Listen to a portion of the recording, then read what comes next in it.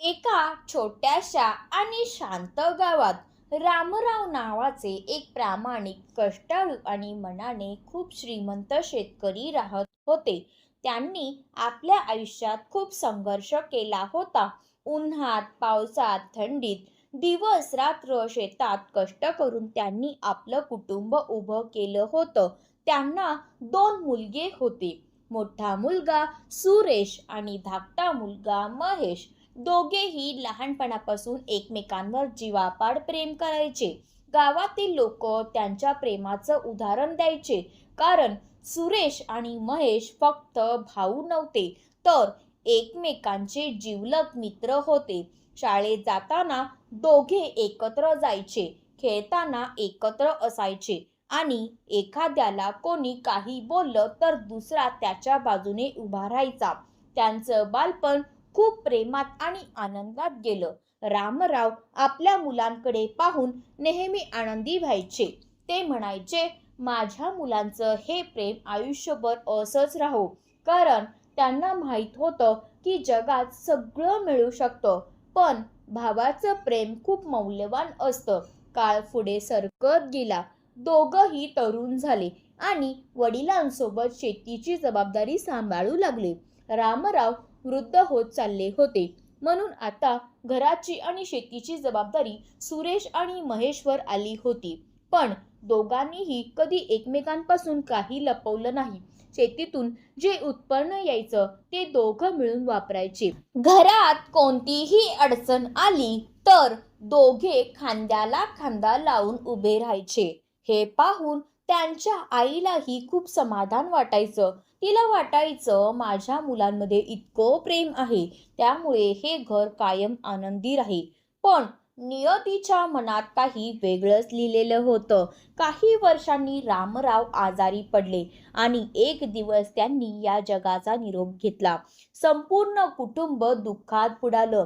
पण त्या कठीण काळातही सुरेश आणि महेश एकमेकांचा आधार बनले.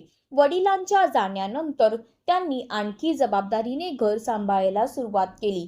आईची सेवा केली, शेतीची काळजी घेतली आणि घरातील प्रत्येक व्यक्तीला आनंदी ठेवण्याचा प्रयत्न केला. काळ पुन्हा पुढे गेला आणि दोघांच्या लग्नाची वेळ आली.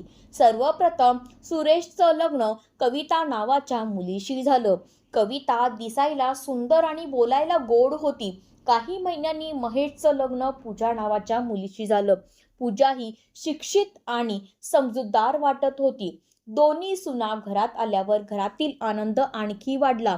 सगळे एकत्र जेवायचे, एकत्र सण साजरे करायचे आणि घरात सतत हसण्याचे आवाज घुमायचे.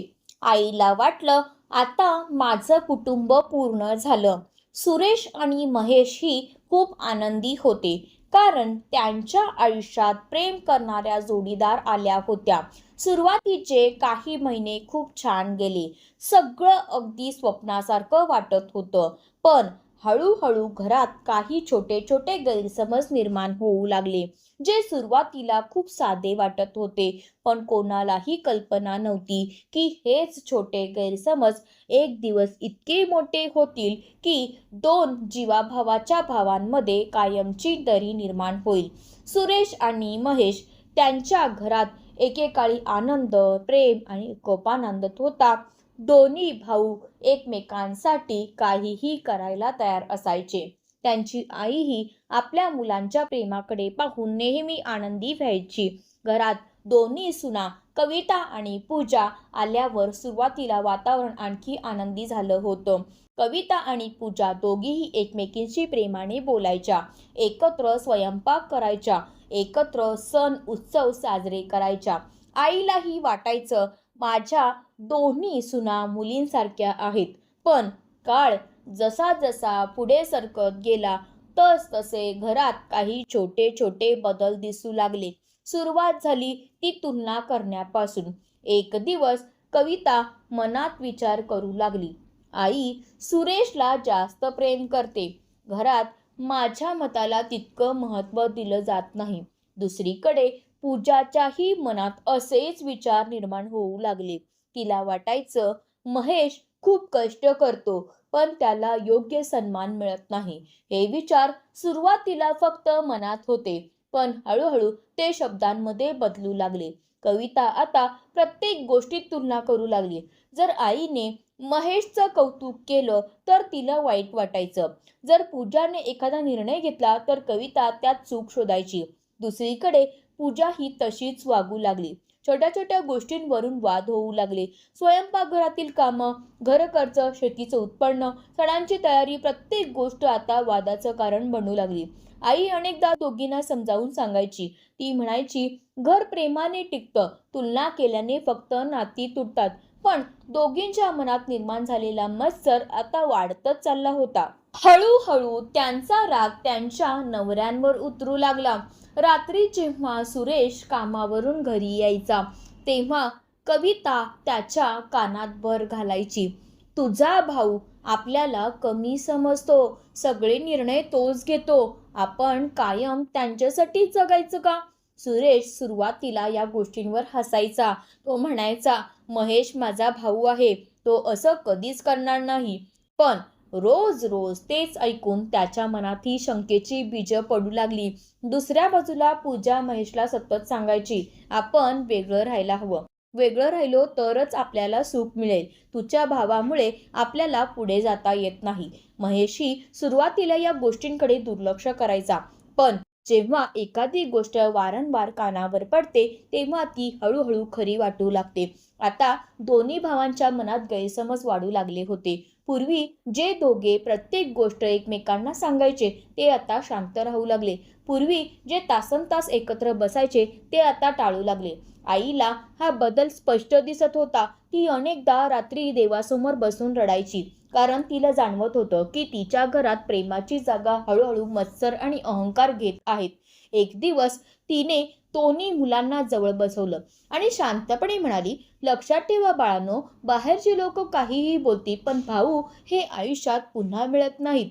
दोघांनी मान डोलावली, पण त्यांच्या मनात निर्माण झालेले गैरसमज आता खूप खोलवर गेले होते आणि त्यांना कल्पनाही नव्हती की पुढे घडणारी एक घटना या दोन्ही भावांच्या नात्याला पूर्णपणे तोडून टाकणार होती. त्या वर्षी शेतीतून चांगलं उत्पन्न मिळालं होतं. दोघांनीही खूप कष्ट केले होते. उन्हात, पावसात आणि थंडीत दिवस रात्र मेहनत करून त्यांनी पीक उभं केलं होतं. पीक विकल्यानंतर उत्पन्नाच्या वाटणीचा विषय निघाला. सुरुवातीला चर्चा शांतपणे सुरू झाली, पण काही वेळातच वातावरण तापू लागलं. कविता म्हणाली, या वेळेस जास्त मेहनत सुरेशने केली आहे, म्हणून त्याचा हिस्सा जास्त असायला हवा. हे ऐकून पूजा चिडली. ती लगेच म्हणाली, महेशनेही तितकीच मेहनत केली आहे, मग जास्त हिस्सा कशासाठी? हळूहळू वाद वाढत गेला. दोघी एकमेकींवर आरोप करू लागल्या. जुन्या गोष्टी बाहेर काढल्या जाऊ लागल्या.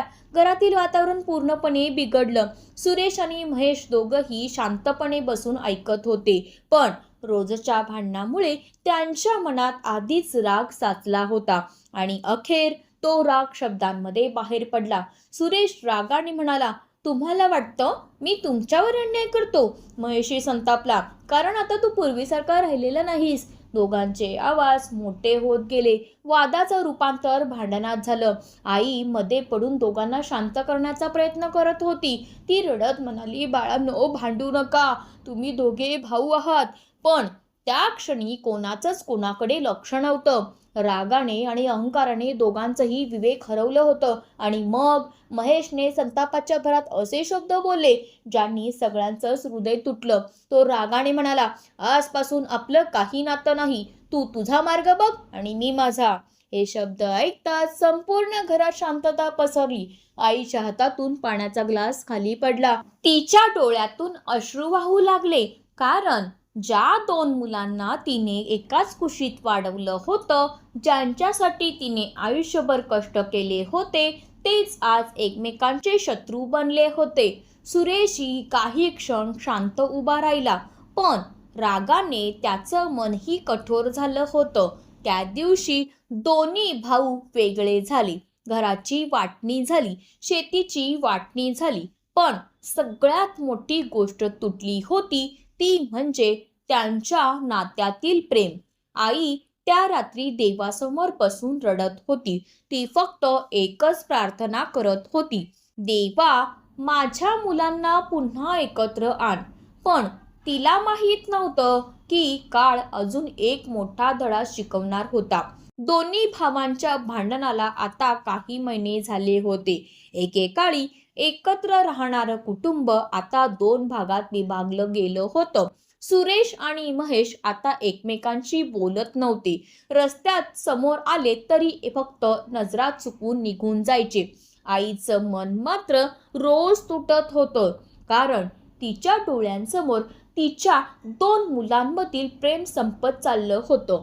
पण काळ प्रत्येकाला एक दिवस त्याच्या कर्मांची जाणीव करून देतो आणि एक दिवस महेशच्या आयुष्यात मोठं संकट आलं. त्या वर्षी त्याने शेतीत खूप पैसा गुंतवला होता.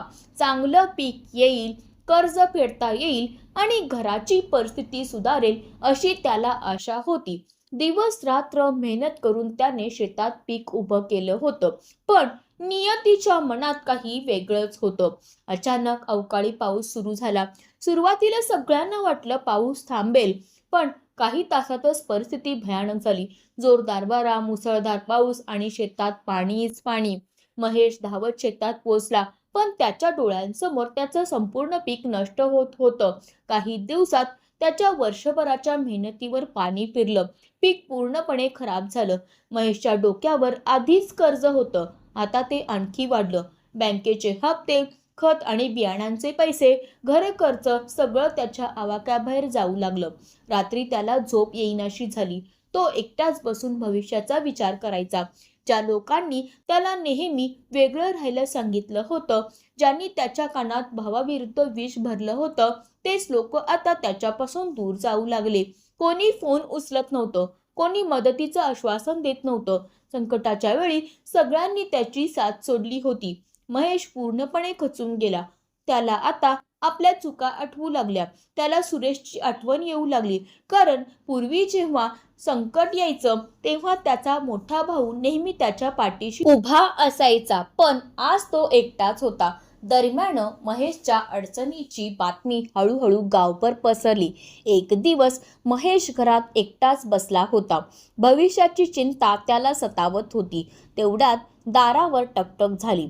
महेशने दार उघडलं आणि समोर उभा असलेला माणूस पाहून तो थबकला. समोर सुरेश उभा होता.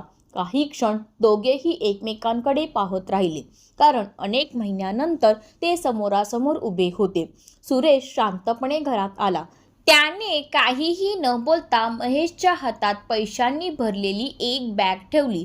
महेश पूर्णपणे आश्चर्यचकित झाला. त्याच्या डोळ्यात प्रश्न होते.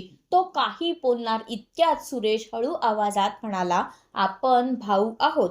रक्ताची नाती पैशांपेक्षा मोठी असतात. तू अडचणीत असताना मी शांत बसू शकत नाही. भांडण झालं म्हणून भाऊ बदलत नाही. तुझं दुःख पाहून मला आनंद होणार नाही. हे शब्द ऐकताच महेशच्या डोळ्यातून अश्रू वाहू लागले, कारण आज त्याला समजलं होतं की खरं नातं हे स्वार्थावर नाही, तर प्रेम आणि त्यागावर टिकतं. तो धावत जाऊन सुरेशला मिठी मारतो. दोन्ही भाऊ एकमेकांच्या गळ्यात पडून रडू लागतात. त्यांच्या डोळ्यात पश्चाताप होता, पण त्याच सोबत पुन्हा एकत्र आल्याचा आनंदही होता. हे दृश्य पाहून आईच्या डोळ्यातही आनंदाश्रू आले, कारण तिची सर्वात मोठी इच्छा पूर्ण झाली होती. कविता आणि पूजाही शांतपणे हे सगळं पाहत होत्या. त्यांना त्यांच्या चुकीची जाणीव झाली होती. त्यांच्या मत्सरामुळे आणि गैरसमजांमुळे दोन प्रेमळ भावांमध्ये दरी निर्माण झाली होती. त्या दोघींनीही पुढे येऊन माफी मागितली आणि त्या दिवशी फक्त दोन भाऊच पुन्हा एकत्र आले नाहीत, तर संपूर्ण कुटुंब पुन्हा एकदा प्रेमाच्या धाग्यात बांधलं गेलं. कारण जगात कितीही मोठं संकट आलं तरी रक्ताची नाती आणि भावांचं प्रेम कधीच संपत नाही. त्या दिवशी सुरेश आणि महेश पुन्हा एकदा एकमेकांसमोर उभे होते. काही महिन्यांपूर्वी ज्या दोघांनी रागाच्या भरात एकमेकांची नातं तोडलं होतं, तेच आज पुन्हा एकमेकांच्या मिठीत होते. घरातील वातावरण पूर्णपणे बदललं होतं. जिथे एकेकाळी भांडण, गैरसमज आणि कटुता होती, तिथे आता पुन्हा प्रेम, आपुलकी आणि विश्वास परत आला होता. आईच्या चेहऱ्यावर अनेक दिवसांनी खरं हसू उमटलं होतं. कारण तिच्यासाठी संपत्ती, जमीन किंवा पैसा महत्त्वाचा नव्हता. तिच्यासाठी तिची मुलं एकत्र असणं हा सर्वात मोठा आनंद होता. कविता आणि पूजालाही त्यांच्या चुकीची जाणीव झाली होती. मत्सर, तुलना आणि इतरांच्या बोलण्यावर विश्वास ठेवल्यामुळे त्यांनी नकळत दोन प्रेमळ भावांमध्ये दरी निर्माण केली होती. दोघींनीही मनापासून माफी मागितली आणि पुन्हा कधीही नात्यांमध्ये विष पेरणार नाही अशी शपथ घेतली. सुरेश आणि महेश यांनीही एकमेकांचे हात हातात घेतले आणि आयुष्यभर एकमेकांची साथ देण्याचं वचन दिलं. त्या दिवशी त्यांना एक महत्त्वाचा धडा मिळाला की रागाच्या भरात घेतलेले निर्णय आणि इतरांच्या बोलण्यावर ठेवलेला आंधळा विश्वास सर्वात मजबूत नातीही तोडू शकतो. पण प्रेम, विश्वास आणि समजूतदारपणा असेल तर तुटलेली नातीही पुन्हा जोडली जाऊ शकतात.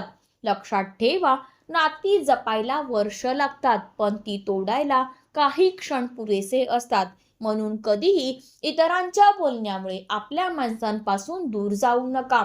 इतरांच्या बोलण्यामुळे नाती तोडू नका.